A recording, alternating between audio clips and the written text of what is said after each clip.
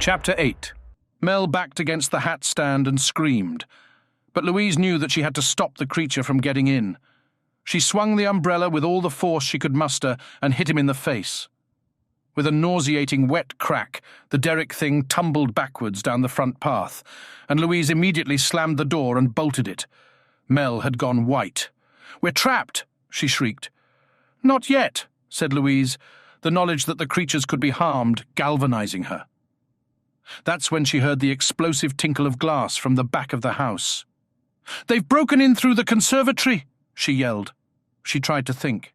In seconds, they would undoubtedly break down the back door, and if the derrick demon wasn't too badly injured, he would come in through the front. That left only one alternative. She pointed up the stairs. "Mel, grab Cassie!" Mel took the stairs 2 at a time, while Louise shifted a hall table in front of the kitchen door. And then the back door started to splinter. At least, that's what it sounded like. When Louise finally reached the top of the stairs, Mel was standing in the doorway of Cassie's room, the child wrapped in her favorite blue blanket. "She's still asleep," Mel reassured her. But Louise wasn't listening.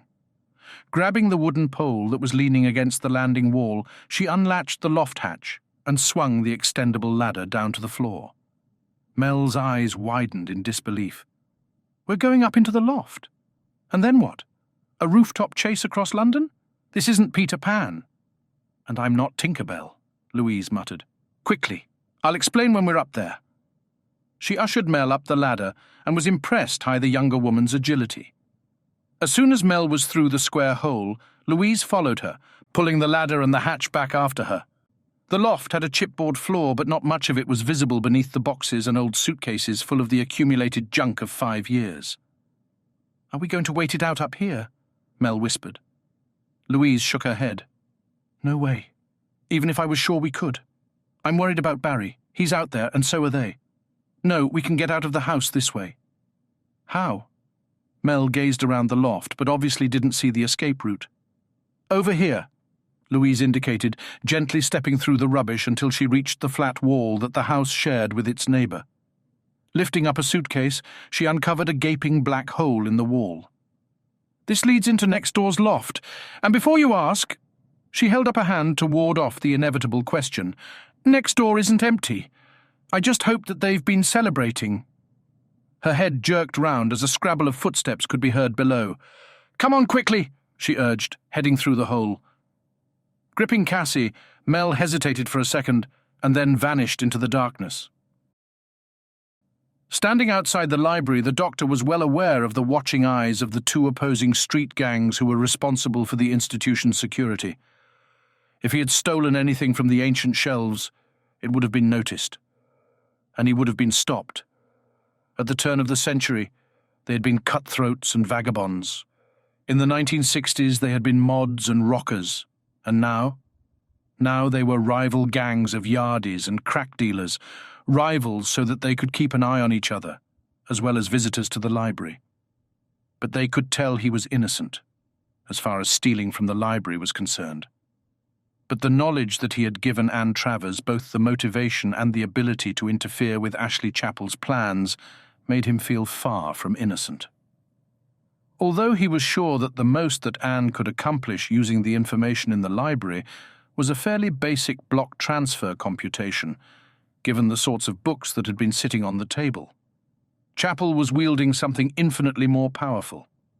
And if Anne's spell, for want of a better word, was cast at the same time as Chapel's quantum mnemonic, it would be like sticking a screwdriver in a main socket.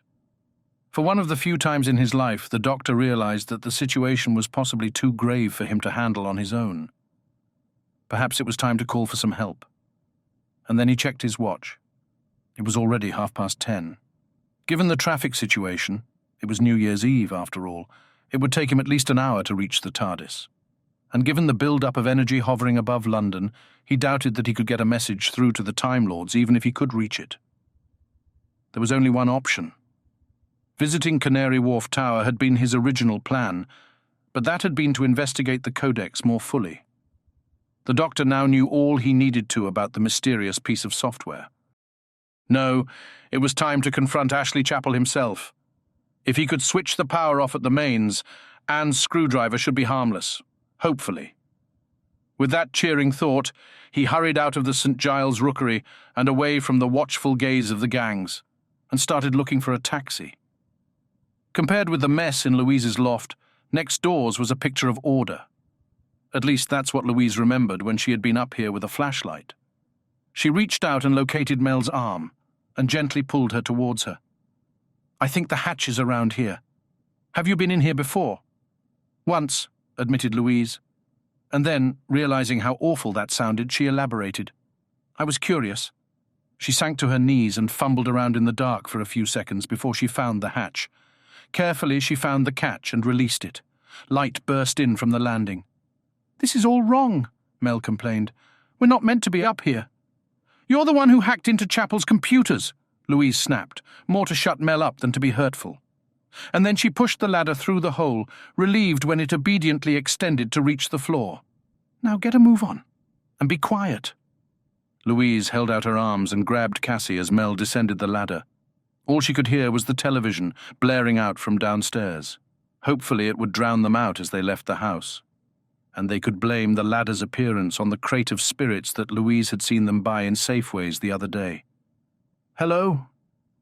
The voice was quiet, but it still made Louise jump. Her neighbour's little girl, 5-year-old Mandy, was standing at the top of the stairs. "What are you doing in here?" Mel kneeled down in front of her. "We're here because your mummy and daddy asked us to their party." "So why did you come through the ceiling then?"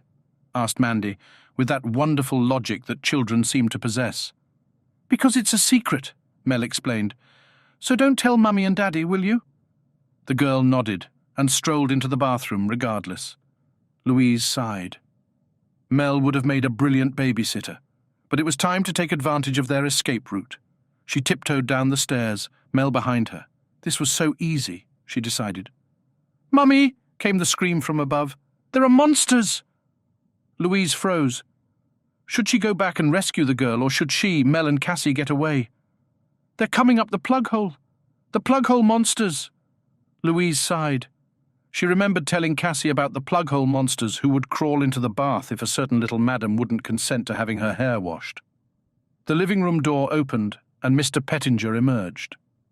"Miss Mason?" he asked incredulously. Before Louise could come up with a convincing excuse, another voice entered the discussion. From the top of the stairs, 2 golden eyes observed her. "Going so soon?" It gurgled. Louise clutched Cassie closer to her and opened the door, running into the freezing night air and hoping that her daughter was sufficiently wrapped up. Anne rubbed her eyes and yawned. It was nearly 11 o'clock. Only an hour remained until Chapel summoned the intelligence, and her countermeasures were still not complete. Her father's instructions, which had been so detailed early on, had become obscure and fragmented towards the end. Anne assumed that this was due to his mental collapse, rather than any desire to be obtuse, and the memory of the once proud professor as a blind, broken man brought a lump to her throat. But then, the knowledge that what she was doing that night would give her vengeance against the man responsible and would vindicate her father's career, stoked her flagging enthusiasm. She opened the next volume in the final pile of books, which may or may not have been the ones her father's legacy indicated, and started scanning the pages for the line which matched her father's cryptic clue, the final line. The doctor tapped his pockets and then growled. "It's times like this when I really miss my sonic screwdriver. I should have sued the pteroleptils for criminal damage." But he had gone some way to replace his beloved device. He plucked a small sonic probe from within his jacket and let it loose on the locked metal door near the eastern corner of Canary Wharf Tower. Within seconds, there was a plaintive click from the lock, and the door opened enough for the doctor to prise his fingers into the gap and pull it open. Stepping into the pitch-black room within, he pulled out a pencil torch and looked around. According to the computer systems, he was just in front of one of the emergency stairwells, and he smiled when he saw the door, with handle, opposite him. Mel might go on about her eidetic memory, but the doctor's was just as exact. The only problem was, he put the photographs in the album in a more random way than she did. But he did know that the door led directly to the service staircase, and therefore the 50th floor. The only problem was that it meant 50 floors to climb. Making a note to tell Mel about it. Unfit indeed. He walked over to the door and opened it. "I've got to stop for a moment," Louise panted, adjusting Cassie in her arms. "I'm out of breath." "You should give up smoking," chastised Mel. Louise looked at her in annoyance. Didn't this woman have any faults?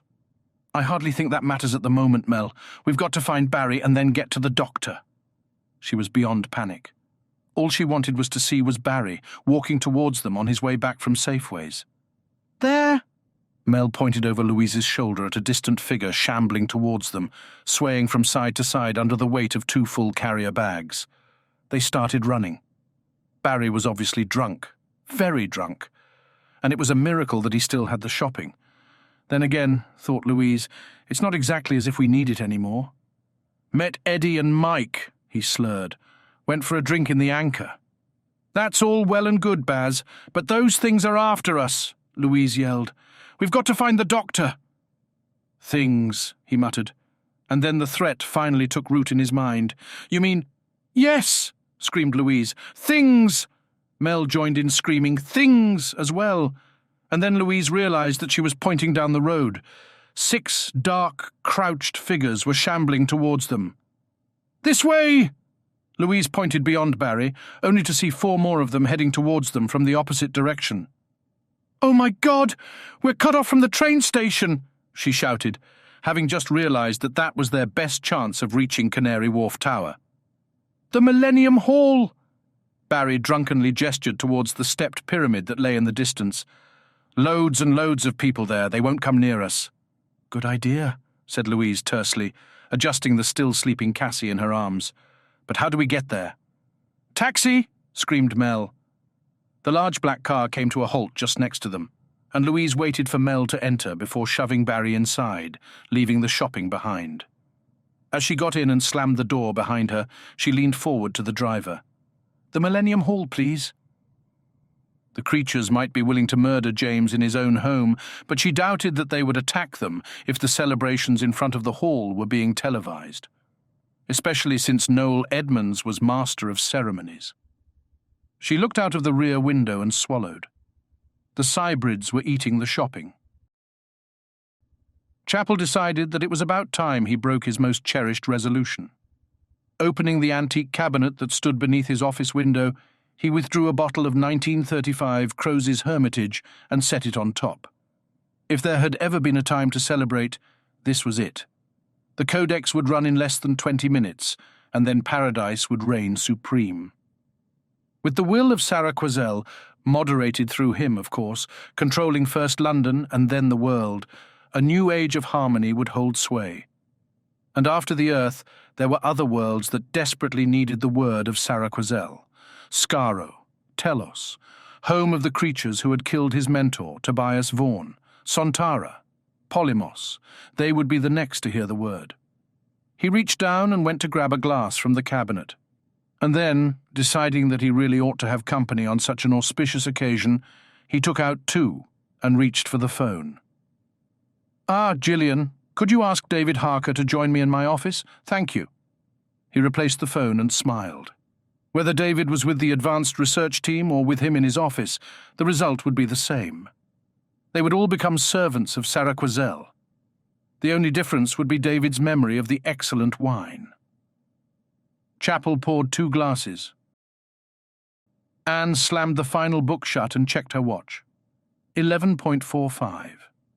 She had finished compiling the incantation with 15 minutes to spare and walked over to the drinks cabinet to pour herself a drink in celebration. In 15 scant minutes, Chapel's life would be in ruins, and she and her father would have satisfaction. She sipped the sweet sherry and smiled. She was sorry that she had been so rude to the doctor, but at least this way she would live to regret it. The taxi stopped. "Sorry," the driver called back without apology. "Can't get any further because of the crowds." Mel looked beyond the driver and saw the people milling around in front of the pyramidal Millennium Hall. Now that she was closer to it, she regretted her comments to Barry earlier. The staggered, sloping sides of the pyramid were a chaotic mess of blue, grey, and beige tiles arranged in abstract patterns. Quite frankly, it was horrid. And then she looked behind and could see the group of golden eyes running towards them. "We should get out here," she insisted. As Louise shoved a £10 note into the driver's hand, Mel opened the door and helped Barry out, and then waited as Louise clambered out with Cassie in her arms. "Come on," Mel urged. As the taxi did a 3-point turn and sped off down Battersea Park Road, Mel looked to their right and realised that they were standing next to the wall that acted as a boundary between the Millennium Hall and the road. She stared behind her and saw the demonic figures running towards them, only 500 yards away. "Over the top!" screamed Louise, nodding at the wall. "We can do it!" It only took 30 seconds, but by the time that Mel, leaving herself to last so that she could pass Cassie over her head and into Louise's arms once again, had clambered over the wall, the creatures were snapping at her heels. She righted herself and pointed towards the hall. "You get over there, I'm going to call the doctor." It was something that she should have done ages ago. As Barry stumbled away with Louise's support, Mel took out her portable phone and dialed the doctor's number, extremely grateful that she had persuaded him to move with the times. "Ah, David." Chappell ushered him into the office and handed him a glass of wine. "I'm so glad that you could make it." He made to close the door behind him, but an odd noise made Chappell stare out into the office area. It sounded like a phone, but that wasn't possible. And then he remembered an earlier warning from Sarah Quazell about the man responsible for the death of Tobias Vaughan. Chappell bolted out of his office towards the source of the noise, stopping in front of a concealed door that led to the emergency stairs. Pulling it open, he clicked his fingers at Harker, who was just behind him. Harker went in and pulled out the brightly coloured intruder. Chappell smiled. "Ah, Doctor, just in time for the final act." He nodded towards his office. "David, could you escort our visitor to my office?" Mel gave up on the 10th ring, and the sight of a drooling mouth and evil eyes that suddenly appeared over the top of the wall made her glad that she had.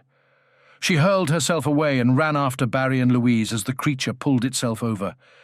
"They're coming over the wall!" she screamed ahead of her. "Keep going!" She pointed towards the hall and the side doors that were now close enough to be seen. "It's our only hope," she implored. "You were expecting me?" asked the doctor with a raised eyebrow. Chappell sank back into his chair and steepled his fingers in front of his face. "In a manner of speaking, Sarah Quazell warned me that you were on Earth. Given your track record in interference and your association with that paranoid hag, Travers, it was only a matter of time before you made your move." He laughed. "Then again, it's all a matter of time, isn't it? Especially for a Time Lord." The doctor stepped forward, but Harker immediately put his arm out to restrain him. "You really do have me at a disadvantage, Mr. Chappell." "I know." He looked at the antique clock on his desk. 10 minutes, Doctor. 10 minutes until the appointed hour." So Anne was right. You're going to run the codex at midnight. For such a dreary, used-up woman, she can be so perceptive. He stood and walked over to the far wall. But the true nature of the codex has constantly eluded her, hasn't it? He opened his hidden door and stepped through, indicating for the doctor and Harker to follow. The doctor looked around the blue-draped room and gave an appreciative nod. "Solid holography. Mr. Chappell. Very clever." "A conjuring trick. Doctor, nothing more. This is the real magic."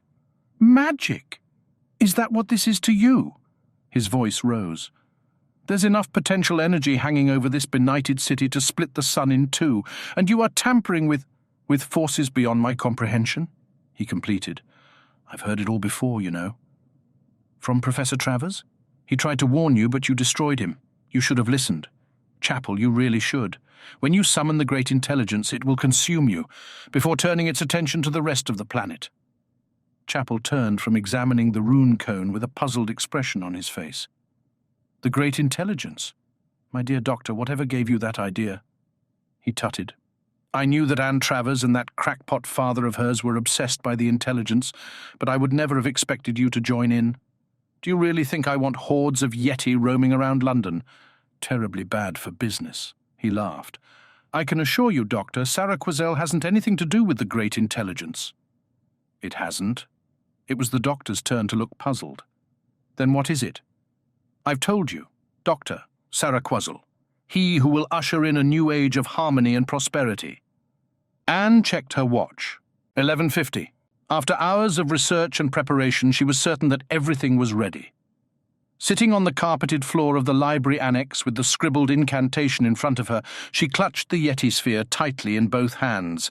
It was time to begin. In a hushed yet expectant voice, she started to cast the incantation. Louise slid the bolt across the heavy metal door that was presumably the loading bay for the hall and stepped back. Until they had actually reached the inset door at the side of the pyramid, she hadn't been sure whether they would be able to get in or not. Thankfully, it seemed that any security that the Millennium Hall possessed was mingling with the crowds at the front. Not only had the door been unguarded, it had also been open.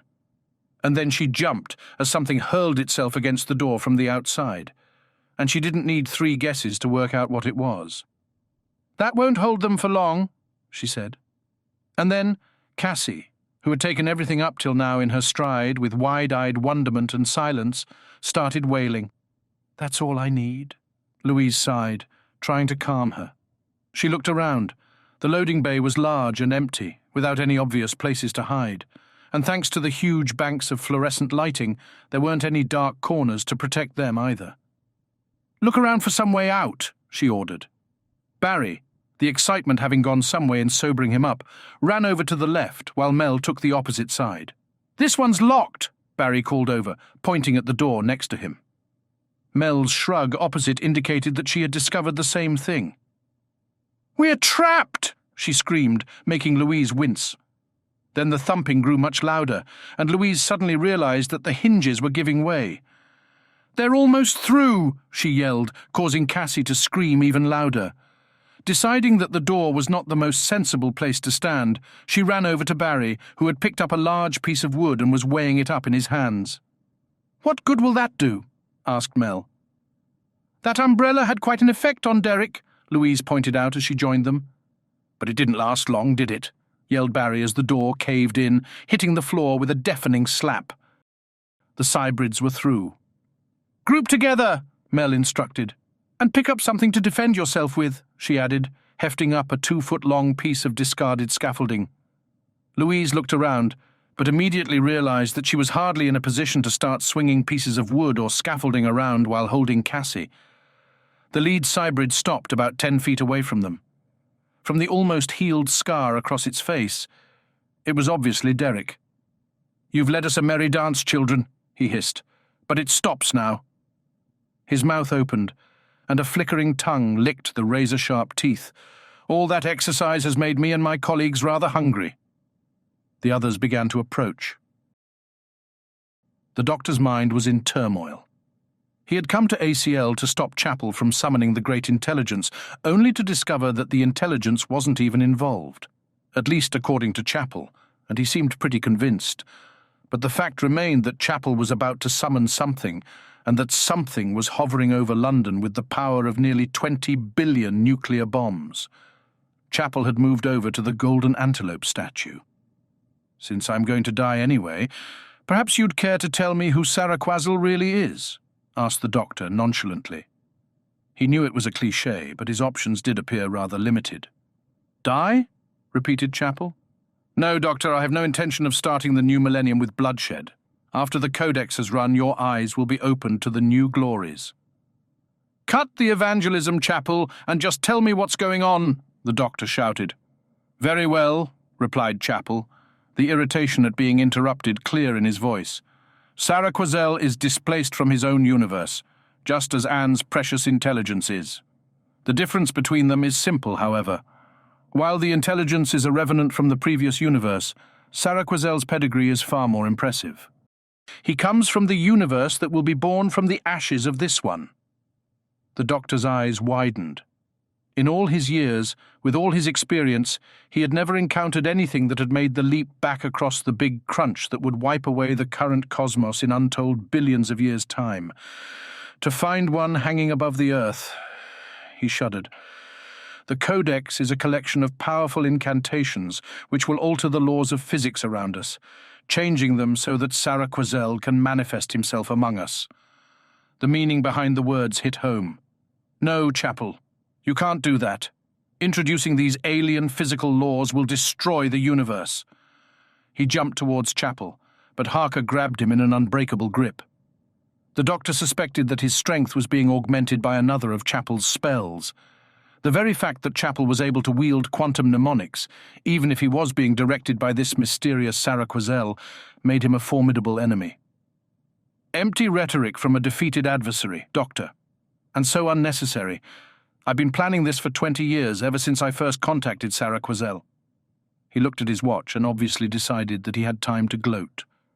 Which was exactly what the doctor wanted, because that was when they tended to make mistakes. With a tap on the cone, a ghostly image appeared against one of the drapes. A map of London, and Canary Wharf Tower, the Millennium Hall in Battersea, and a point in Holborn were glowing. With a rising feeling of horror, the doctor realized that it was the Library of St. John the Beheaded. Thanks to my foresight and my fortune, these 3 buildings all belong to me. And when the Codex is run, the points of light were suddenly joined in a lopsided triangle. A barrier, formulated by Saraquazel himself to limit the effects of the Codex. A distant, terrifying smile crossed Chapel's face. Until the time comes to spread the word further afield, of course. "You have no idea what you're doing," the doctor bellowed. "You mustn't run the Codex." "You killed Tobias Vaughan, didn't you?" said Chapel quietly. The doctor frowned at the non sequitur, and then shook his head. He was killed by the Cybermen. After he had seen the error of his ways, that is. The error of his methods, perhaps. In the 5 years that I was Vaughan's personal assistant, I learnt a lot of his vision for mankind. He knew that mankind was weak, disorganized, but his mistake was to enlist the help of creatures whose only aim was conquest. My vision is the same, but I have allied myself with a being whose power is incalculable, even compared with the Cybermen. He nodded at the antelope. Saraquazel understands my vision. He understands that humanity needs strength and foresight in its leadership. And when the Codex is run, I shall be that leader, bringing the word of Saraquazel to the poor and the homeless, the hungry and the needy. The dirt and the darkness will be swept away, and a new paradise will be born in its stead. And then he looked at his watch once more, and I'm afraid we've run out of time. Doctor. He turned off the map and opened the antelope statue's chest. A solid gold tablet lay inside a cavity which was lined with blue silk. Chapel placed his fingers on the keyboard and closed his eyes, a beatific smile on his face. "No, Chapel, no!" He struggled desperately, but Harker wouldn't let him move. Chapel's fingers began to play the keyboard with an almost musical finesse. "By the way, Doctor," he cheerfully announced over his shoulder, "Happy New Year!" Anne held the Yeti sphere aloft as she read out the final line of the incantation. It was 5 seconds to midnight, and the feeling of satisfaction that swept over her was like nothing she had ever felt before. She could feel the tears beginning, but she kept her voice steady. And then the words were spoken, the incantation complete. There was only one thing left to do. "This is for you, Father," she said through her tears, now flowing freely. And then she dashed the sphere to the floor, watching as its silver surface shattered like glass and a cloud of emerald light burst from within. The pear-tree cybrid leapt at Mel with outstretched talons. Instinctively she hoisted the scaffolding, and the cybrid impaled himself on it. She jumped back as he exploded soundlessly, his blue-black body evaporating into a swirling miasma of azure, silver and gold. Chapel stepped back from the gold tablet, rubbing his hands together. "Behold the Codex!" he screamed, the dedication clear in his voice. "Behold Saraquazel!" A deep heartbeat began to echo around the chamber, resonating as it increased in both volume and pitch. It grew and grew until the very walls began to vibrate. At the same time, the circuit patterns in the drapes began to burn with red fire. The doctor winced. "Whatever this Saraquazel is, Chapel, you'll never control it," he shouted over the noise. Stop it now, while there's still time, man." Chapel shrugged, and his voice was distant when he replied, But I don't want to control him, Doctor. I only wish to serve—" He stopped as the heartbeat became irregular, out of kilter. I don't understand." The noise had been disturbing. Now it was discordant, and it didn't take a Time Lord to realize that something was going terribly wrong. The doctor struggled against Harker. "Is there a problem?" "I don't understand," whispered Chapel, staring at the screen of the tablet. "Other forces are interfering with the codex." The noise was now a warbling screech, wavering up and down the register like an undisciplined opera singer. A rogue quantum mnemonic. Just the sort of thing that he wanted to deal with, thought the doctor. "You must let me help," he implored. "I am the servant of Saraquazel, Doctor. He needs no other." But Chapel's face betrayed his own concerns. "Somehow," said the doctor, "I don't think that's particularly relevant at the moment, do you?" Chapel was standing over the rune cone, his face rapt with effort. "There has to be an explanation. There has to be a reason. Saraquazel's ascendancy must be assured." The doctor had given up struggling. He could only stand and watch as the cone's red glow grew brighter and brighter, and his thoughts went out to Mel, unaware of what was going on. He sighed, preparing himself to die, but knowing that too many other people would share his fate. The light from the cone became incandescent, filling Chapel's office with blinding, tearing forces that seemed to reach into the very fabric of time and space, twisting, bending, rearranging. Trafalgar Square was packed with revellers, hardly surprising given the circumstances, but they were quiet, their attention aimed at the nearby Palace of Westminster and the imminent chimes of Big Ben. And then the chimes began, and an air of anticipation swept over the crowd. They were moving into the new millennium, with all the hope that it promised.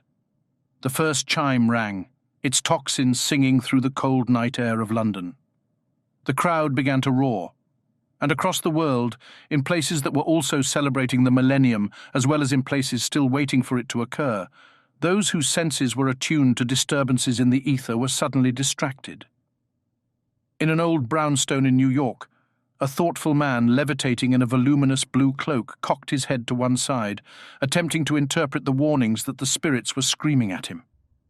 And in a Dublin bar, a blonde-haired man in a dirty beige trench coat looked up from his Guinness, but dismissed the odd sensations as a result of the previous 15 pints. But those willing to listen to and understand the psychic maelstrom emanating from London could only come up with a single answer. The universe had stopped. And then, just as suddenly, it restarted. But nothing would ever be the same again. Magic had returned to the earth.